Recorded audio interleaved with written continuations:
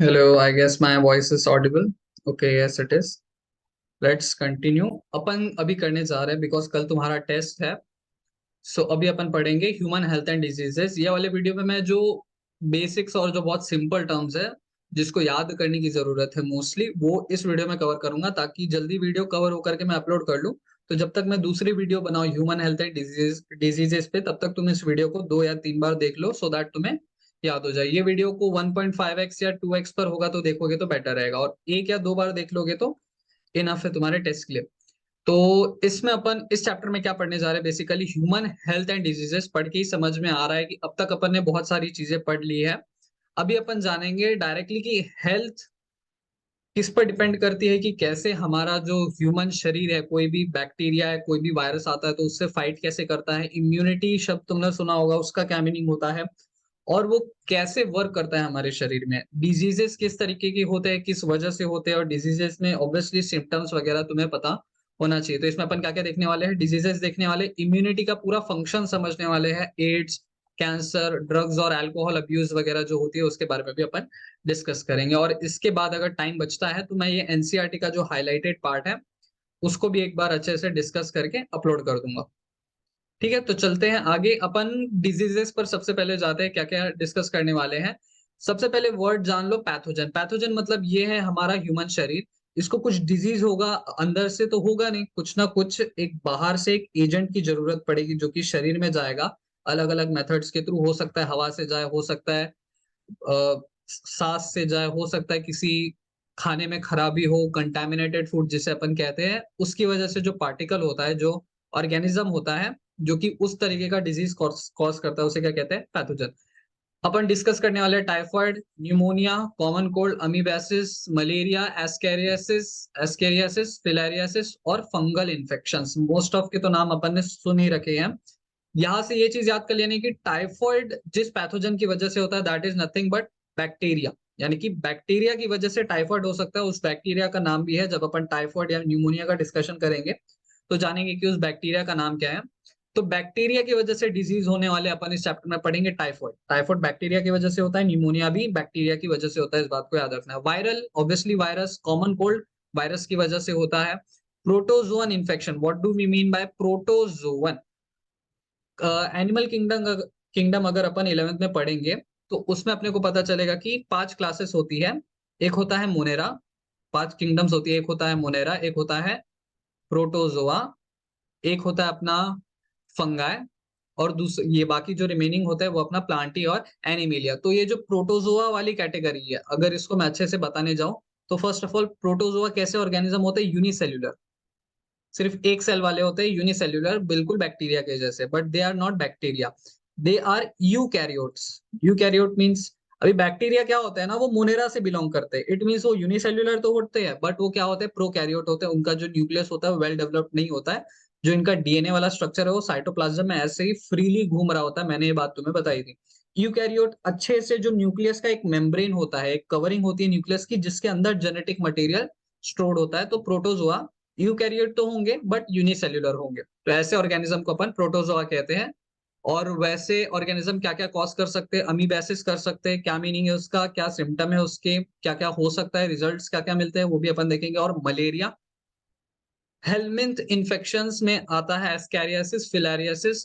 Helminth का meaning क्या हो जाता है, जब अपन एनिमल किंगडम पढ़ते हैं 11th में तो उसमें एक स्पेसिफिक कैटेगरी आती है. जैसे तुम्हें याद होगा कि 9th या 10th में अपन ने पढ़ा था एक कैटेगरी प्लेटी प्लेटी हेलमिंथिस, कैटेगरी पढ़ा था प्लेटी हेलमिंथिस. तो जस्ट उसी के बाद आता है एक और कैटेगरी एनिमल किंगडम में, यानी कि मोनेरा, प्रोटोजोआ, फंगाई और ये प्लांटी एनिमेलिया तो हो गया. तो एनिमेलिया में भी अगर मैं स्पेसिफिकली बात करने जाऊं तो हेलमेंथिस करके एक और सब कैटेगरी होती है जिसमें वर्म्स वगैरह आते हैं. जनरली तुमने सुना होगा जोंक वगैरह, मतलब गांव के भाषा में सुना होगा, जो राउंड वर्म्स होते हैं, यानी ऐसे वर्म्स जो कि गोल होते हैं और वर्म जैसे दिखते हैं, वैसे सारे ऑर्गेनिज्म हेलमिंथ कैटेगरी में आते हैं. तो अपन देखेंगे एस्कैरियासिस वगैरह में अपने को फिगर देखने को मिलेंगी.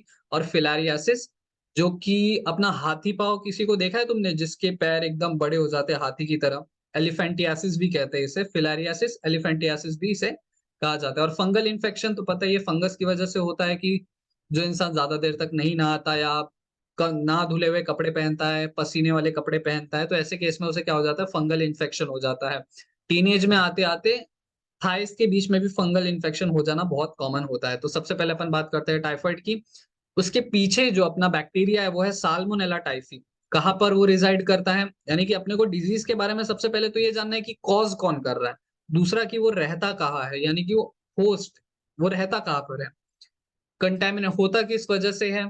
ये एक एग्जांपल दे रखा है केस ऑफ मैरी मेलोन, जो मैं अभी तुम्हें एक्सप्लेन करूंगा। और अलग अलग टेस्ट होते हैं अलग अलग डिजीजेस को डिटेक्ट करने के लिए। तो ये एक वाइडल टेस्ट है, मैं एक्सप्लेन करता हूँ। एक्सट्रीम केसेस में क्या होगा, यानी कि रिजल्ट्स क्या क्या अपने को देखने को मिलेंगे उस अगर किसी बंदे को डिसीज हो जाता है, और सिम्टम्स क्या क्या देखने को मिलेंगे उसके बारे में डिस्कस करते हैं। तो सबसे पहले ये सारी चीजें तुम्हें बिल्कुल याद रखनी है, रटनी है। 2 बार वीडियो देखो, याद हो जाएगा। साल्मोनेला टाइफी टाइफाइड करता है, जो कि क्या है, एक बैक्टीरिया है, स्मॉल इंटेस्टाइन में रिजाइड करता है।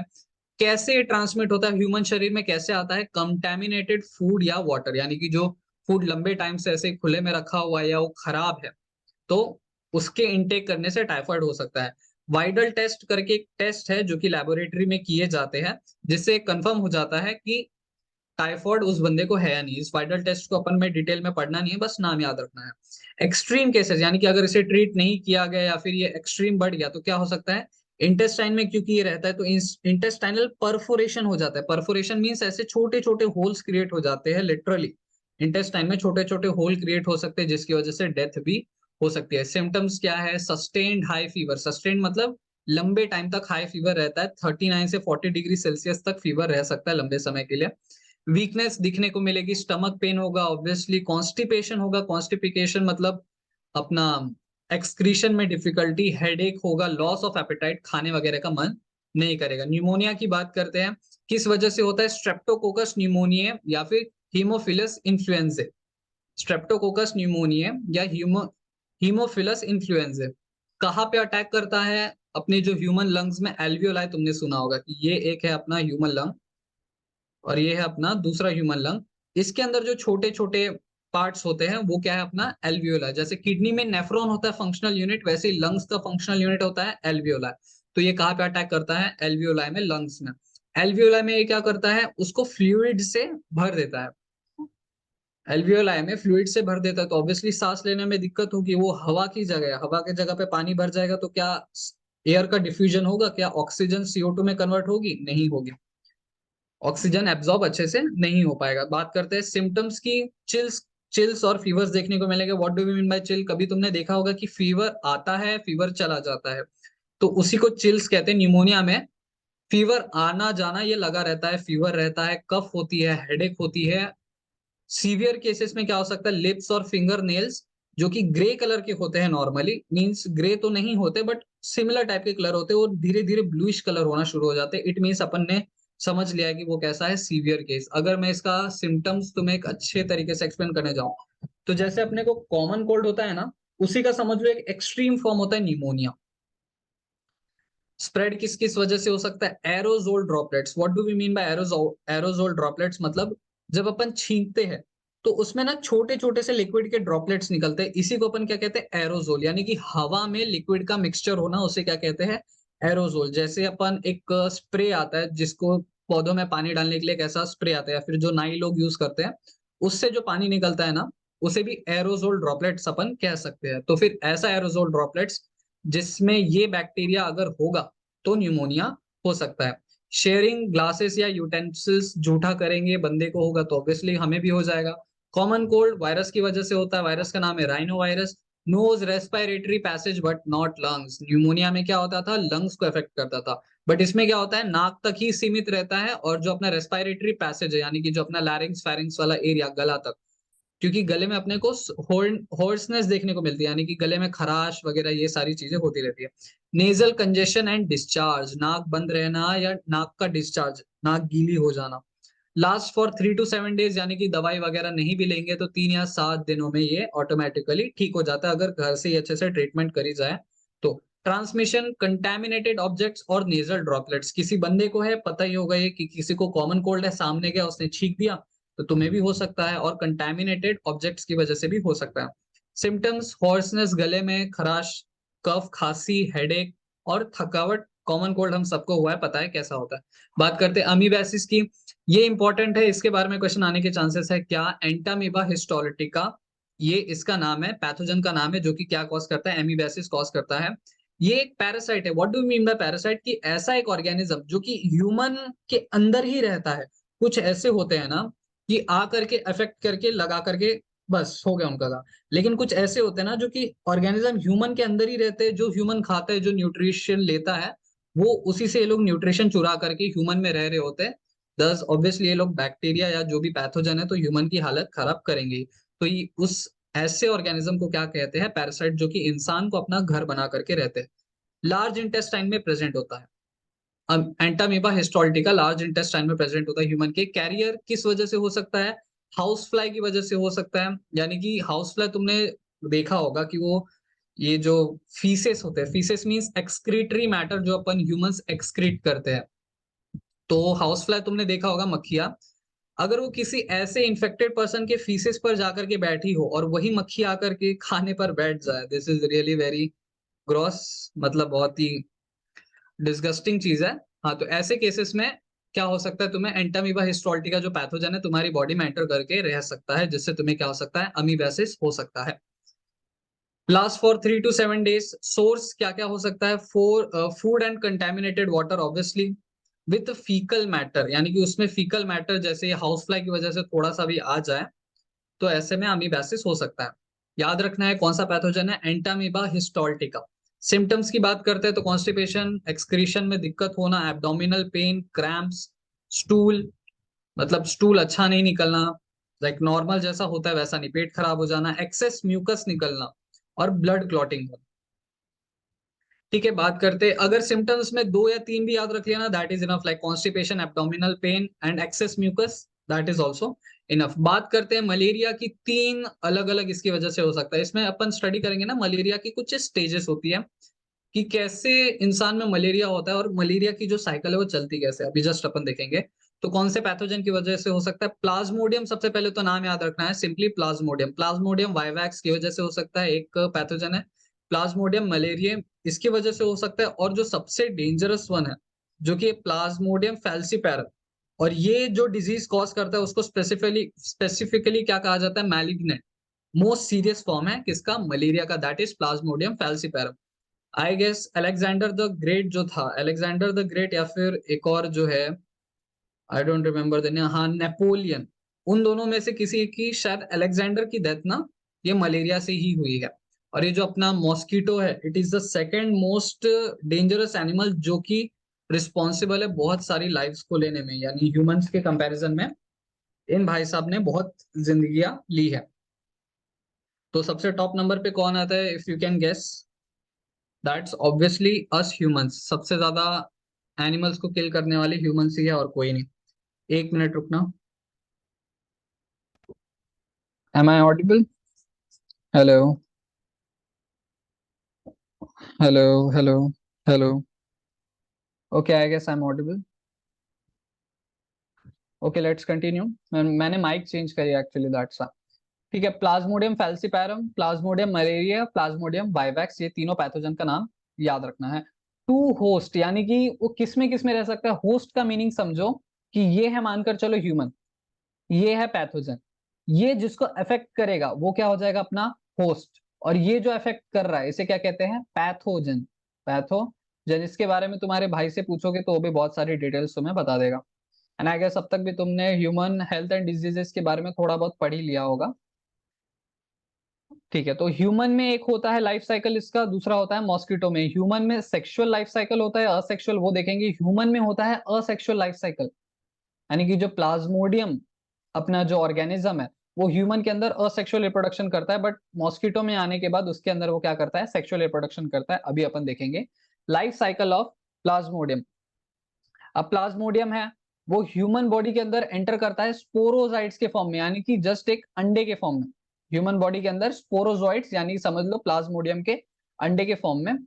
लिवर में जाता है, ह्यूमन बॉडी में एंटर करने के बाद लिवर में जाता है, आरबीसी को अटैक करता है, आरबीसी टूट करके एक टॉक्सिन निकालते हैं, यानी कि वो आरबीसी पर कैप्चर कर लेता है और कुछ केमिकल मिक्स करके आरबीसी के साथ आरबीसी फूट जाते हैं और हीमोजोइन करके टॉक्सिन टॉक्सिन निकालते हैं, जिससे क्या होता है फीवर और सीवियर इन्फेक्शन हो जाता है और चिल्स होने लगते हैं। तुमने सुना होगा कि मलेरिया जब किसी को होता है तो फिर बुखार आता या जाता रहता है, this is also symptom of malaria. क्या देखने को मिला अपने को ह्यूमन के अंदर? प्लाज्मोडियम था, मच्छर काटने से आया, यानी कि ये जो मच्छर भाई साहब है इसको, इसके पास ऑलरेडी प्लाज्मोडियम था जो कि इसके सलाइवरी ग्लैंड में प्रेजेंट होता है। अभी अपन आगे देखेंगे कि मस्कीटो में कैसे होता है। तो प्लाज्मोडियम मस्कीटो ने काटा, ह्यूमन बॉडी में गया, लिवर में पहुंचा। क्यों लिवर में पहुंचा? क्योंकि लिवर में ऐसे केमिकल होंगे या ऐसा एनवायरमेंट कंडीशन होगा जो कि प्लाज्मोडियम के लिए अच्छा होगा। तो ह्यूमन लिवर में जाता है, उधर जाकर के वो मल्टीप्लाई होता है, एक का डबल ऐसे करते करते अपने आप को मल्टीप्लाई करता है, आरबीसी को अटैक करता है, आरबीसी को रप्चर टुकड़े करता है और हीमोजोइन निकलता है आरबी में से, जो कि एक क्या है टॉक्सिन, जिससे क्या होता है फीवर और सीवियर इन्फेक्शन हो सकता है। अभी life cycle of Plasmodium in mosquito की अपन बात कर रहे हैं, यानी कि अभी ये मॉस्किटो ने ह्यूमन को काटा, लिवर में गया, लिवर में इसने ये आरबीसी को इन्फेक्ट करा, उसे रप्चर करा, हीमोजॉइन करके टॉक्सिन निकला।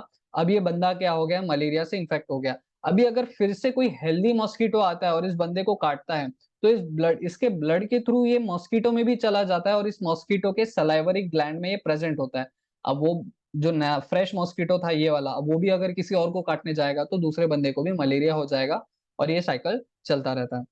तो क्या हो रहा है? फीमेल एनोफिलस यानी कि फीमेल मॉस्किटो, एनोफिलस मॉस्किटो का scientific name, bytes infected person, parasite enters mosquito, जो पैरासाइट हमारे ह्यूमन बॉडी में था वो मॉस्किटो में जाता है, अंडरगोस फर्दर डेवलपमेंट, और जो बाकी की उसकी डेवलपमेंट होती है वो मॉस्किटो में होती है। Parasite multiply with in mosquito, sporozoite formation, infectious stage. Infectious stage का मीनिंग क्या होता है कि प्लाज्मोडियम अगर अपन नॉर्मली देखने जाए ना तो इन्फेक्शन नहीं क्रिएट कर सकता, लेकिन जो उसका स्पोरोजॉइक स्टेज है, यानी कि ये है प्लाज्मोडियम, इसने डेवलपमेंट करके क्या क्रिएट करे? स्पोरोजॉइट्स क्रिएट करे। इसे क्या कहेंगे अपन? स्पोरोजॉइक स्टेट। और ये जब किसी में भी एंटर करता है that is the capable of infecting any host. ठीक है, तो क्या हुआ? फीमेल एनोफिलस इन्फेक्टेड पर्सन को बाइट करती है, पैरासाइट मॉस्किटो में जाता है, पैरासाइट का फर्दर डेवलपमेंट होता है। पैरासाइट यहाँ पे कौन है? प्लाज्मोडियम। अब मॉस्किटो के अंदर ही पैरासाइट का मल्टीप्लिकेशन और डेवलपमेंट होकर के स्पोरोजॉइड फॉर्मेशन होता है। अब ये स्पोरोजॉइड भाई साहब कहाँ जाएंगे? उसमें जाएंगे जो उस मॉस्किटो किसी दूसरे ह्यूमन को काटेगी। और ये जो स्पोरोजॉइड है वो किसमें स्टोर होते हैं? सलाइवरी ग्लैंड्स में स्टोर होते हैं। किसके सलाइवरी ग्लैंड्स में? मॉस्किटो के। ठीक है, when mosquito bytes human, sporozoites introduced in his और हर बॉडी, जो कि अपन ने वही साइकिल जो यहाँ पर देखा। ठीक है, दैट्स इट, ये सिंपल सी साइकिल है, एनसीईआरटी में शायद मेंशन्ड हो तो अच्छी बात है। उसको इतनी डिटेल में जानने की जरूरत नहीं है बिकॉज तुम अपने मन से भी आंसर बना करके लिख सकते हो। एस्कैरिसिस की बात करते हैं, शायद ये तुमने सुना होगा कि स्मॉल इंटेस्टाइन में लिटरली ऐसे इतने बड़े बड़े कीड़े रह रहे होते हैं, तो इसके बारे में ऑपरेशन भी होता है ऐसे कीड़ों को निकालने का, या कीड़े की दवाई भी खाई जाती है। ठीक है, एस्कैरिस हेलमिंथ पैरासाइट है। हेलमिंथ मीनिंग जो एनिमल किंगडम की जस्ट एक सब कैटेगरी है, ये इसमें बिलोंग करता है। जैसे प्लांट्स में अपन ने देखा था एंजियोस्पर्म जिम्नोस्पर्म, वैसे ही एनिमल में होता है हेलमिंथिस, प्लैटीहेलमिंथिस, कॉर्डेट्स वगैरह वगैरह। राउंड वर्म, इनको राउंड वर्म कहा जाता है। एस्कैरिसिस किसकी वजह से होता है? एस्कैरिस करके एक ऑर्गेनिज्म है, इसकी वजह से होता है, कुछ इस तरीके से दिखता है। और इन्हीं जो ऑर्गेनिज्म है इन्हें राउंड वर्म भी कहा जाता है। इंटेस्टाइनल पैरासाइट है, मतलब इंटेस्टाइन में रहता है। ट्रांसमिशन कैसे हो सकता है? Eggs of parasite excreted with faeces contaminate soil water and plants, यानी कि फॉर एग्जांपल एक बंदा है जिसको क्या हुई है? एस्कैरिसिस हुई है, वो गया खेत में, खेत में उसने कर दी ये जो भी करते हैं सुबह को लोटा ले जा करके। अब क्या होता है ना, जो एस्कैरिस है वो पैरासाइट की तरह शरीर में रहता है, जो भी न्यूट्रिशन वगैरह होता है वो शरीर का एब्जॉर्ब कर रहा होता है और मस्त इंटेस्टाइन में घर बना करके रहता है। इसके सिम्टम्स क्या क्या होते हैं वो भी अपन देखेंगे। तो मैं स्टोरी सुना रहा था तुम्हें कि एक बंदा है सुबह खेत में जाता है, खेत में ये करता है। अब गांव में क्या होता है ना, बच्चे लोग उसी खेत में खेलने को चले जाते हैं। अब मिट्टी के साथ वो जो फीकल मैटर है वो मिक्स हो जाता है, यानी कि जो पैरासाइट है जिस बंदे के अंदर रह रहा था वो क्या करता है? एग ले करता है। और ये एग कैसे? जो इंसान इन्फेक्टेड पर्सन है उसके फीकल मैटर जब वो एक्सक्रीट करता है तो उसके थ्रू निकल जाता है। अब उसका फीकल मैटर में किसके अंडे प्रेजेंट है? एस्केरिस के अंडे प्रेजेंट। अब वो फीकल मैटर क्या होता है, जब बच्चे खेल रहे होते हैं तो कभी कभार मिट्टी मुंह में चली जाती है या किसी न किसी थ्रू के जरिए शरीर में चली जाती है। अब वो पहुंचेगी इंटेस्टाइन में, अंडा होगा ग्रो और ऑब्वियसली वहां पे बन जाएगा एक बड़ा सा एस्केरिस वर्म और उसको भी हो जाएगा एस्केरिसिस। ठीक है, तो एग्स ऑफ पैरासाइट की वजह से होता है। वो किससे एक्सक्रीट होता है, जो इन्फेक्टेड पर्सन है उसके फीसेस से उस पैरासाइट का एग निकलता है, जो कि सॉइल या वाटर में जाए या प्लांट्स में जाए तो उसे क्या करता है, कंटेमिनेट करता है। कंटेमिनेट मीन्स अफेक्ट करता है। सिम्टम्स, इंटेस्टाइनल ब्लीडिंग, इंटेस्टाइन से ब्लीडिंग हो सकती है, मस्कुलर पेन हो सकता है, ऑब्वियसली फीवर होगी ही, अनीमिया हो सकता है, blockage of intestinal parasite. Anaemia means एकदम बहुत ज्यादा वीकनेस को समझ लो तुम एनीमिया कह सकते हो। फिलारियासिस या एलिफेंटियासिस, एनसीईआरटी में देखना, उसमें एक डायग्राम दे रखा है एलिफेंटियासिस के बारे में। तो वुचेरेरिया बैंक्रॉफ्टी या वुचेरेरिया मलाई करके एक ये है मैलेई, जो भी इसकी प्रोनाउंसिएशन है बड़ी डेंजर है। तो ये क्या करते हैं ना, ये शरीर में जब एंटर होते हैं तो जो अपने लिम्स होते हैं यानी कि जो अपने पैर स्पेशली उन्हें अफेक्ट करती है, हाथ को भी अफेक्ट करती है। हाथ में भी तुमने कभी देखा होगा एलिफेंटियासिस किसी को हो जाती है तो लिम्स और हाथ को अफेक्ट करती है। ये अफेक्ट ऐसे करती है, अपने बॉडी में ना दो सिस्टम होते हैं, एक होता है ब्लड वाला सिस्टम, ब्लड कैपिलरी या ब्लड नर्व्स वगैरह तुमने देखा होगा। वैसे ही एक होता है लिम्फेटिक सिस्टम। क्या होता है, एक lymphatic system. What do we mean by lymphatic system is, blood तो पता है रेड कलर का, लिम्फेटिक एक कलरलेस लिक्विड होता है जो कि ब्लड का एक अलग प्रोसेस होकर के यानी कि ब्लड के ही कुछ इंग्रेडिएंट्स को निकाल करके एक फ्लूइड बनता है जिसे कहते हैं लिम्फ।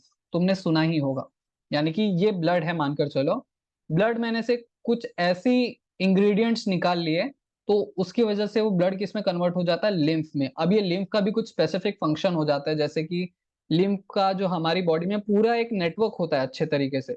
लिम्फ का हमारी बॉडी में बहुत अच्छा एक नेटवर्क होता है जिनका काम क्या होता है, जो भी बॉडी में ये जो टॉक्सिक एलिमेंट्स प्रोड्यूस हो रहे हैं, जो गंदगी प्रोड्यूस हो रही है, वो एब्जॉर्ब करके लिम्फ क्या करता है, उसे क्लीन करने का काम करता है। तो इसका भी एक स्पेसिफिक पूरा एक सिस्टम होता है बॉडी में, बिल्कुल ब्लड कैपिलरी या ब्लड के नर्व्स की तरह होता है। ठीक है, उसी सिस्टम को क्या कहते हैं, लिम्फेटिक सिस्टम। अब ये भाई साहब क्या करते हैं, जो वुचेरेरिया बैंक्रॉफ्टी या मलाई है जो भी है, ये लिम्फेटिक सिस्टम में रहना शुरू कर देते हैं और उस लिम्फेटिक सिस्टम को क्या कर देते हैं, स्वेल कर देते हैं।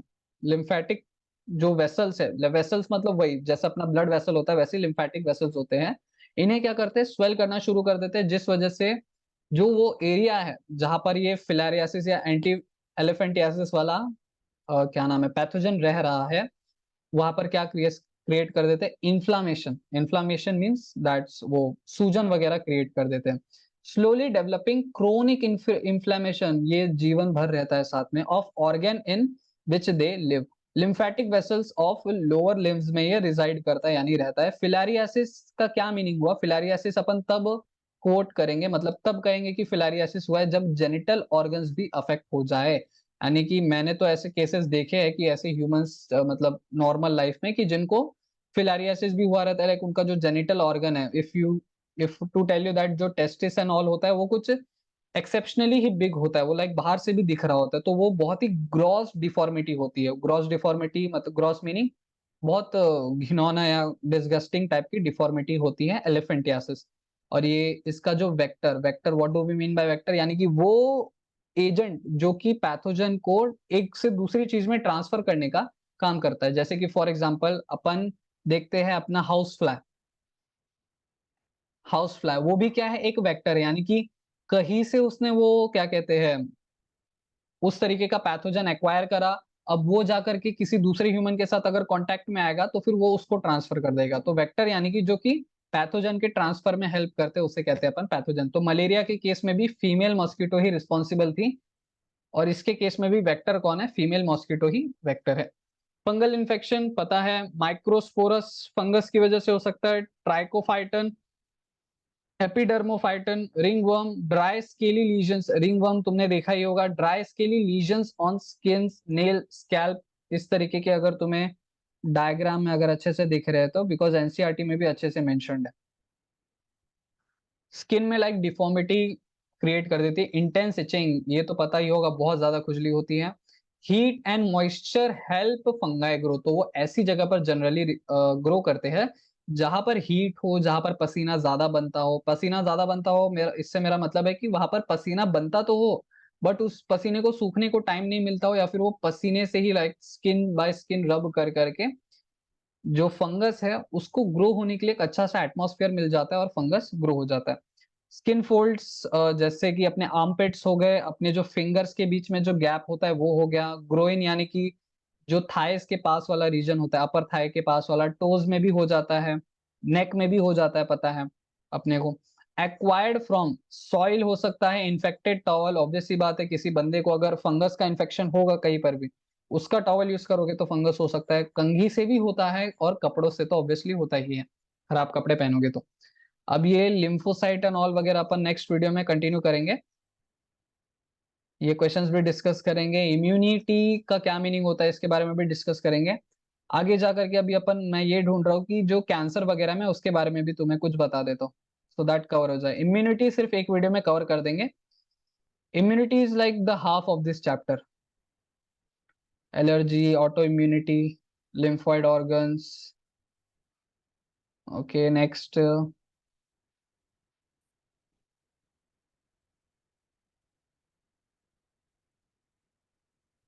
ठीक है, कैंसर के बारे में बात करते हैं। मैंने तुम्हें कैंसर के बारे में एक्सप्लेन करा था कि कैंसर होता कैसे है, कि ये एक ह्यूमन है, इसके एक सेल में जेनेटिक म्यूटेशन हो जाए, यानी कि उसका जीन कुछ इस तरीके से बदल रहा है कि जो सेल डिवीजन है वो अनकंट्रोलेबल रेट से चलती जाए चलती जाए चलती जाए। इससे क्या होगा ना, वहां पे एक ट्यूमर सा क्रिएट हो जाएगा, यानी अनवांटेड एक एरिया क्रिएट हो जाएगा, एक्सेस ऑफ सेल्स क्रिएट हो जाएगा, जिसे इसी कंडीशन को अपन क्या कहते हैं, कैंसर कहते हैं। और कैंसर इज लाइक ऐसे जगह पर हो गया जहां पर मतलब तुम कुछ कर ही नहीं सकते, जैसे ब्लड, अब ब्लड कैंसर हो गया तो क्या करोगे, पूरे ब्लड को निकाल दोगे, ऐसा तो पॉसिबल नहीं है। तो ये सारी सिचुएशन क्या होती है, बड़ी डेंजर होती है। और जो कैंसर 50% केसेस में क्या होता है, फेटल होता है, यानी कि कैंसर जितने भी बंदों को होता है तो उसमें 50% ऑफ द बंदे, यानी हर 10 में से 5 लोगों की मौत इसमें होती है। Contact inhibition, contact with the other cells and inhibit uncontrolled growth of cells, यानी कि एक सेल है, ये भाई साहब का जेनेटिक म्यूटेशन हो गया है, अब ये क्या करेंगे, डिवाइड करेंगे, और इनका जो एक्सचेंज है जेनेटिक मटेरियल का, ऑब्वियसली ऐसे सेल के थ्रू क्या होता जाएगा, कॉन्टैक्ट बढ़ता जाएगा, और ये जो सेल्यूलर ग्रोथ है अनकंट्रोलेबल रेट से चलती जाएगी चलती जाएगी। Cancer cells lose this property, यानी कि सेल का क्या होता है ना, कि मानकर चलो तुम्हारे स्किन है, वहां पर कहीं पर घाव आ गया, अब सेल्स यहाँ पर क्या आते हैं, नए नए बनना शुरू हो जाते हैं, लेकिन जब एक बार जब वो भर जाते हैं तो रुक जाते हैं चुपचाप से। बट कैंसर की ये जो प्रॉपर्टी होती है, इनहिबिट मतलब रोकना, किसी चीज को इनहिबिट करना, यानी कि नॉर्मल जो सेल होते हैं वो अनकंट्रोल ग्रोथ नहीं करते हैं, उनके पास एक फीचर होता है जिससे वो अपनी अनकंट्रोल ग्रोथ को रोक लेते हैं, लेकिन कैंसर सेल्स जो होते हैं इनके पास ये इनहिबिट करने की प्रॉपर्टी नहीं, वो खो देते हैं इस इनहिबिट करने की प्रॉपर्टी को by genetic mutation. Continues to divide, tumours form होते हैं, tumours means extra cellular body part unwanted masses of cells, tumor is nothing but masses of cells।